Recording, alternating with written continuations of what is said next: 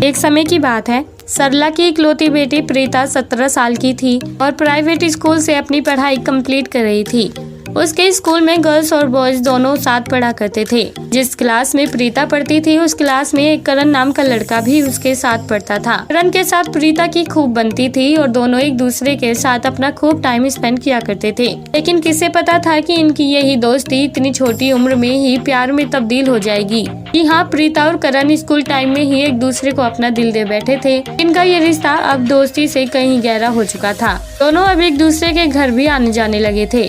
इसी तरह काफी दिन बीत जाते हैं। तभी एक दिन सुबह के टाइम अचानक प्रीता को वॉमिटिंग आती है और वो दौड़ती हुई वॉशरूम जाती है। उसकी ये हालत देखकर सरला भी तुरंत वॉशरूम पहुंचती है और प्रीता से कहती है कि क्या हुआ। प्रीता को कुछ भी समझ नहीं आ रहा था, इसलिए उसने अपनी माँ से कहा कि पता नहीं क्यों अचानक से मुझे थोड़ी बेचैनी हुई और मुझे वॉमिटिंग आने लगी।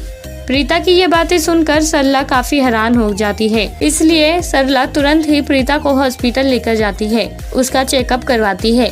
तभी सरला को पता चलता है कि प्रीता प्रेग्नेंट है, इसलिए सरला प्रीता को खूब डांटती है और उससे सच्चाई पूछती है। अभी प्रीता अपनी माँ को करण के बारे में सब कुछ बता देती है। सरला अपनी बेटी की बात समझती थी, इसलिए वो इस मामले को रफा दफा करना चाहती थी, जिसके लिए उसने फैसला कर लिया था कि वो जल्द ही करण की शादी प्रीता से करवा देगी, जिससे दोनों की ही जिंदगी बर्बाद होने से बच जाएगी। इसलिए सरला तुरंत ही अपनी बेटी को लेकर करण के पास पहुंचती है, जहां उसे करण के माता पिता भी मिलते हैं। लेकिन जब सरला ने करण को सच्चाई बताते हुए उसे अपनी बेटी से शादी करने को कहा, तो करण ने इस शादी से इनकार कर दिया और कह दिया कि प्रीता अपना अबॉर्शन करवा ले, मुझे इन मामलों में नहीं पढ़ना है। अभी तो मैंने अपनी स्कूलिंग भी कंप्लीट नहीं की है। करण द्वारा प्रीता को अपनाने से मना करना सरला को हैरान कर देता है, पर सरला कुछ कर भी तो नहीं सकती थी, इसलिए वो प्रीता के साथ वापस घर आ जाती है।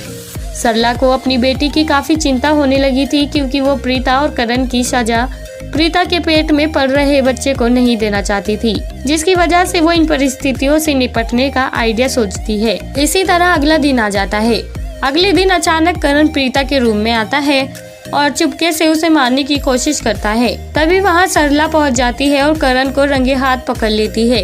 अब सरला अपनी बेटी की और बर्बादी होते नहीं देखना चाहती थी, इसलिए उसने तुरंत पुलिस इंस्पेक्टर को कॉल किया और पुलिस को सच्चाई बताते हुए करण को गिरफ्तार करवा दिया, जिसके लिए करण को जुर्माना भी भरना पड़ा। इस तरह से सरला करण को उसके किए की सजा दिलवा चुकी थी और साथ ही साथ जल्द ही प्रीता को उसके बच्चे के साथ अपनाने वाला ऋषभ नाम का लड़का भी मिल चुका था, जिन्होंने जल्द ही एक दूसरे के साथ अपना घर बसा लिया और अपनी जिंदगी की एक नई शुरुआत की। तो दोस्तों, कैसी लगी आपको प्रीता के लड़कपन की ये कहानी? आप हमें कमेंट बॉक्स में कमेंट करके जरूर बताएं और साथ ही ऐसी और मजेदार कहानियाँ सुनने के लिए आप हमारे चैनल को सब्सक्राइब करना ना भूलें।